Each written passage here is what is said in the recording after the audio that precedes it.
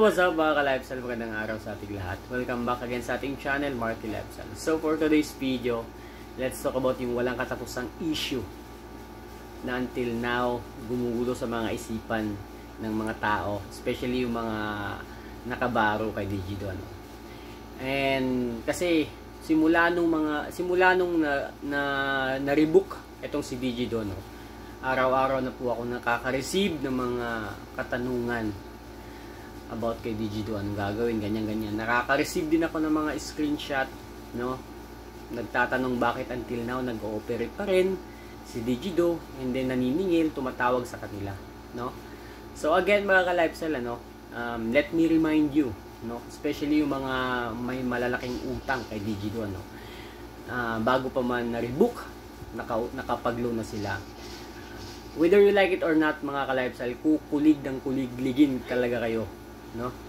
Meaning kukulitin po kayo everyday, araw-araw ng mga staff or let's say agent ng mga Digido, kasi hindi naman po kasi isa yung branch ng Digido, malamang kung sabihin na natin na raid or na rebook yung isang kumpanya nila, pwede pong i-transfer yung account natin sa ibang computers, nakaprogram po yan, madali po nilang matrace agad, madali po kagad nilang ma-open, yung information na binigay natin sa kanila, nandoon pa rin sa kanila, especially yung mga talaga namang ilang beses na nakapag-reloan mga ka-lifestyle, hindi po kayo titigilan ng pangungulit ng mga online leading application agent, whether you like it or not, trabaho po nila yan, even though na-rebook na, ganun pa rin, hindi ko alam, naguguluhan. Ako nga mismo naguguluhan mga ka-lifestyle. Kasi once na yung online leading application is na-rebook, meaning to say,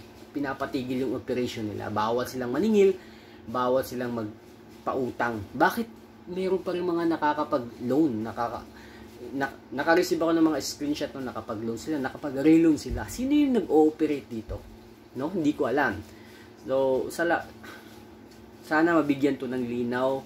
Shoutout po sa SEC. Ano ba talaga yung dahilan kung bakit nakakapag-operate pa rin ito, Akala ko ba na-rebook na, Tinanggalan niyo sila ng karapatan makapag-operate, makapaningil, makapautang, Hindi lang po ako mismo yung naguguluhan mga ka-lifestyle. Marami po, especially yung mga biktima talaga, Alam ko hindi naman to sila na-rebook dahil sa yun na nga, yung unfair debt collection practices, yung mga maling paniningil nila, or alam din natin na loan shark talaga si Digido, malaki talaga yung interest nito.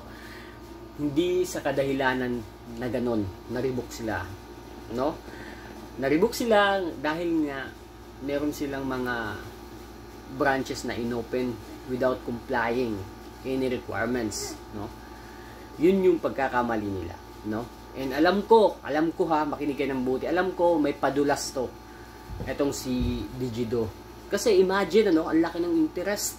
Loan shark, ito talaga yung pinaka number 1 na loan shark dito sa Pilipinas, Number 1 online leading application platform po si Digido, Para sa akin. And I don't know if na-recognize ba ito ng karamihan na number 1 to. Pero anyways, baka lifestyle hindi yun yung pinaka point ko dito, Yung pinaka-point ko talaga dito, bakit nag-ooperate pa rin ito, Bakit pa rin nag-ooperate na na-rebook na? Then nasa Play Store pa rin, nagkalat pa rin yung mga link. Hindi ko alam, hindi ko talaga alam. Pero one thing for sure, or one thing na dapat yung tandaan mga ka-lifestyle, if meron kayong loan sa platform na to, nasa sa inyo yan, ibabayaran nyo. Nasa sa inyo yan, ibabayaran nyo. Ako, makinig kayo ng mabuti. Ako, hindi ko nababayaran. Hindi ko alam kung saan mapupunta yung ibabayad ko. Baka may mag-PM na naman dyan, konsentidor ako, kupal ka. Makinig ka ng mabuti, para sa iyo to, kupal ka. Hindi naman sa kinukonsinti ko yung mga borrowers na wag nang bayaran tong si Digido, Sinasabi ko nga, it's up to them, kung magbabayad sila or hindi. Hindi lang talaga sure if nagbayad ka, makikredit ba or magre-reflect ba agad yung binayad mo. Yun yung gusto kong iparating sa inyo. Kasi karamihan, naka-experience po talaga ako dati na nagbayad ako, nagpartial ako, hindi naman nagre-reflect. No? Hindi nagre-reflect. And then, hindi rin din na, yung mga tumatawag sa atin na mga agent or nagte-text, hindi natin mare-replyan or hindi natin natatawagan. Sino yung kakausapin natin sa ganung paraan? Di ba? Wala. No? Makes sense mga ka-lifestyle. Meaning to say, wala kang mahahabol if nagbayad ka tapos hindi na credit yung binayad mo. Ganun lang kasimple mga ka-lifestyle. Hindi mo nga sila matatawagan. Hindi mo nga alam kung saan yung kumpanya ng Olaliding application. Especially kung napakalaking pera yung nabayad mo. Nako, or ibabayad mo. Pag-isipan mo ng mabuti. Pag-isipan mo ng mabuti. Kasi ako na mismo yung nagsasabi mga ka-lifestyle. Yung mga numbers na pinangtatawag sa inyo ng mga agent is iba-iba, is hindi nyo matatawagan yan or hindi nyo matetext, no? Then yung mga customer service sa mga apps, sa mga Olaliding application, hindi nagre-reply yan, mga AI lang po, no? So walang security if nagbayad ka ng full and then hindi na credit na ikaw yung kawawa. So again mga ka-lifestyle, pag-isipan mo ng mabuti kung ano yung mga hakbang na gagawin mo, no? Kasi hindi lahat ng panahon, no, yung swerte umuugnay sa'yo. So naiintindihan nyo ba ako? Meron din namang ibang mga Olaliding application na legit, no, pagdating sa mga ganyang klaseng partial, discount. So yung pinakamagandang halimbawa ko dito is si Juanhan, no? Si Juanhan talaga, once na nagbigay siya ng discount, promo, whatsoever sa inyo, ano, legit po, nag-reflect agad yung binayad nyo, no? So, yun yung dapat yung tandaan. So, again, para sa mga may victim, para sa mga may digido, no? Para sa mga may digido na until now, nagtatanong pa rin sa akin, no? Kung ano yung gagawin nila, magbabayad pa ba sila?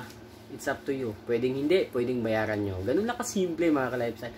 Huwag nyo nang masyadong problemahin yan. Kasi, in the end of the day, again, nasa sa inyo pa rin kung paano nyo i-handle yan. Ano? Ako, nag-guide lang ako. Sinishare ko lang sa inyo yung mga para sa akin dapat gawin mga ka-lifestyle. Pwera na lang doon sa mga kupal na pumapasok sa comment section ng mga videos natin na wala namang masyadong matinong sinasabi, no, mga ka-lifestyle. Again, para sa mga may Digido, no, sobrang trending talaga ni Digido, no, sa newsfeed, sa newsfeed sa Facebook, I mean, no, kasi yun na nga, di ko alam kung nakapag-comply na ba ulit sila, nakapagbigay na ba sila ng requirements, or meron na ba silang register na ba sila ulit. So yun lang mga ka-lifestyle, share ko lang sa inyo, no, peace.